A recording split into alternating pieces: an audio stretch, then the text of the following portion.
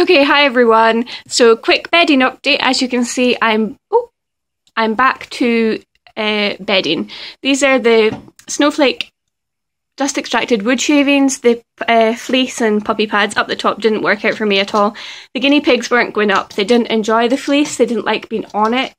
I noticed that it made Casper and Parsnip's feet a little bit pink, which means it was affecting them a little bit. Which sawdust doesn't seem to affect their feet at all.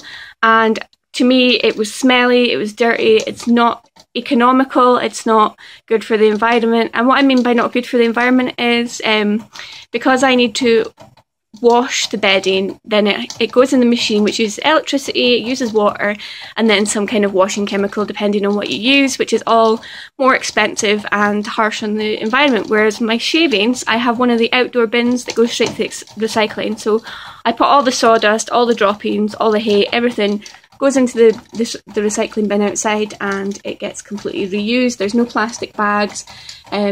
So to me, this is just the better option. So I did say I would update you on that, and that is what I've done. I also found the guinea pigs didn't come up the top. This is for anyone who is just watching this for the first time. This is a 2-level cage, and this is the top level. It's a corner cage. The only guinea pigs that were coming up were Gypsy and Parsnip, and I also found out that the only reason Parsnip was up here is because I put her up here. She doesn't like to use the ramp, so she wasn't up here by choice either. So it was dirty, it was smelly, it's bad for the environment, and the guinea pigs just weren't going on it at all. So we're back to the sawdust, minimal up here, just some chews and some hay. Because there's 6 guinea pigs, I don't like to clutter up their cage. I'd rather they get their entertainment when they're out on floor time. So I'll let you see them. They're all down the bottom because I was just feeding them these Gertie guinea crunchers that I got from Sophia from the Woodens Warren. We did a sort of gift exchange at Christmas, and she included those for the guinea pigs. So you can see we've got Parsnip there, whose hair is getting a little bit overgrown again in her face, so that'll need a trim. Gypsy, who's starting to look a bit little shaggy old lady, but she is 5. And then Apple, Pixie, Casper, and Dusty. And, you know, they always like to drink when I'm putting on a video. I do have the light on my camera, that's why their eyes look a bit funny, but Casper does actually have pink eyes because he is a Himalayan and a satin guinea pig, which is why his markings aren't as dark.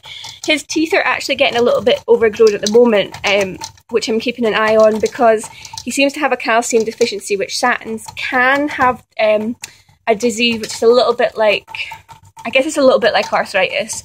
He doesn't seem to have that, but his teeth do snap. But this time they haven't broken, they've come in quite strong, but they're becoming overgrown. So I'm considering having to get them filed down at the vets. So I'll have to keep an eye on them this week and then see what happens. So that's the bedding update. The guinea pigs actually seem to prefer the sawdust. Like I said, they weren't going up on the fleece, so I can only assume that they're not keen on it. And it was kind of hurting Casper and Parsnip's feet. So those are my reasons for sticking with this kind of bedding. That doesn't mean I won't use other kinds, like I've used Megazorb and Carefresh and things in the past, but I'm not going to be using fleeces and I'm not going to be using puppy pads because I just find it not to be environmentally friendly, and it's obviously not good for some sensitive guinea pigs' feet. I don't want to get into a debate about bedding on my channel. I understand that lots of people use fleece, lots of people use sawdust, you know, people use straw, whatever. As long as you're happy and comfortable with the decision that you make for your pet's bedding, as long as it's not doing them any harm, then I'm not going to debate with anyone.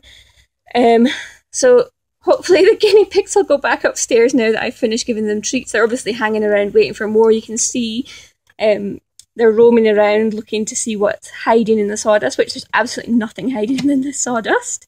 So I'll leave it there and see you in the next video.